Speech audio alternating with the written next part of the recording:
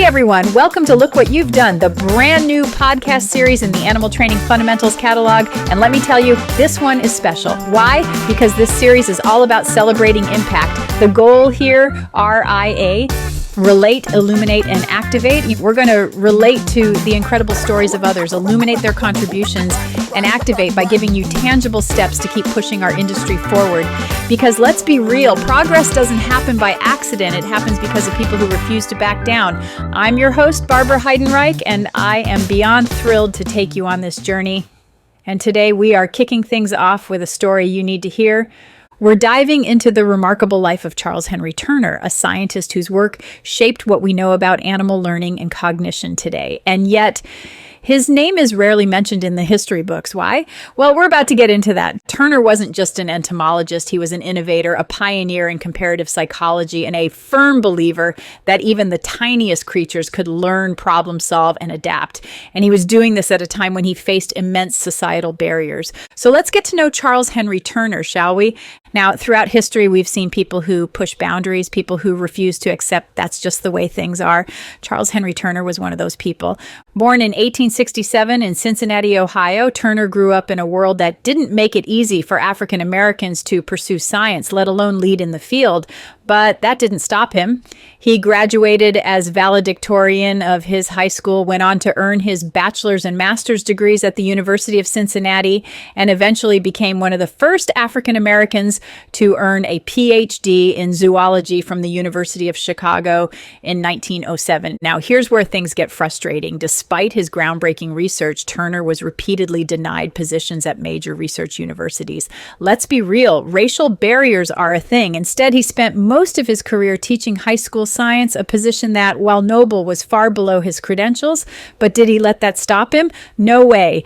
Turner kept pushing forward, conducting experiments in his spare time and publishing over 70 scientific papers. That's right, 70. If that's not dedication, I don't know what is. Then here's what makes his work so amazing.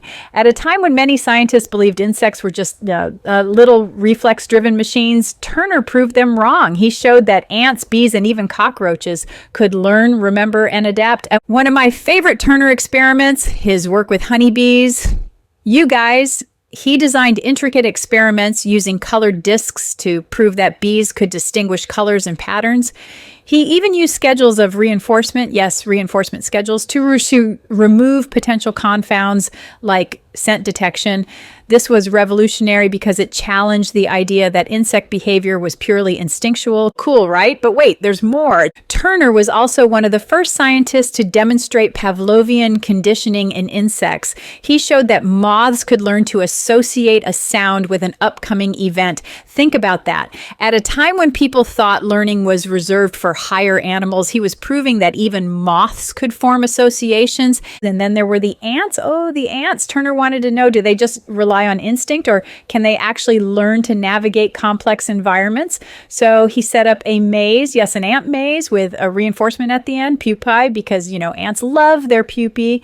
And guess what? The ants didn't just blindly wander. They learned the route, remembered it, and adjusted when Turner changed the layout. That's spatial memory. That's learning. That's Turner being decades ahead of his time. Oh, and let's not forget the cockroaches. Turner created an experiment with a two-compartment chamber, one side dark, which cockroaches love, and one side bright. But here's the kicker. When the roaches entered the dark side, they got a mild electric shock. Over time, they learned to avoid the dark side, even though it went against their natural preference. And some of them remembered this for 21 days.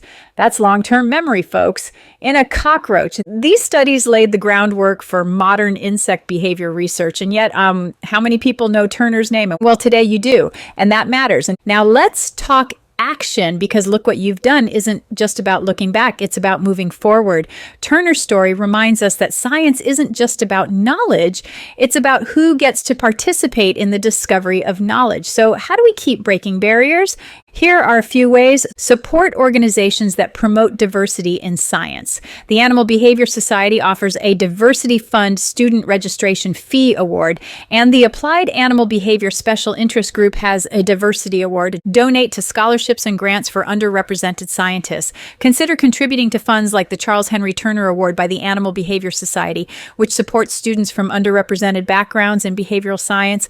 invest in businesses led by minority scientists and educators, buy their books, attend their courses, share their work, advocate for representation in conferences and publications, nominate diverse voices for speaking engagements and leadership positions. Let's make sure everyone gets a seat at the table, mentor and uplift emerging professionals. If you've got the experience, share it. Be the mentor you wish you had.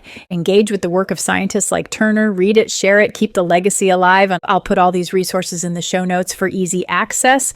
Turner's legacy isn't just about what he discovered, it's about the doors he opened and the ones we need to keep pushing open.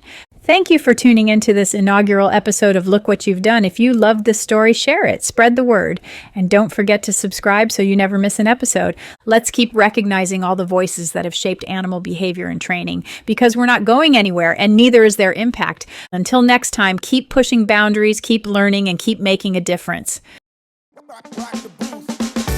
If you liked what you heard today, visit animaltrainingfundamentals.com for more quality content on animal training. You'll find courses, community, and extensive video examples from my consulting work around the world. We'd love to have you join our force-free family.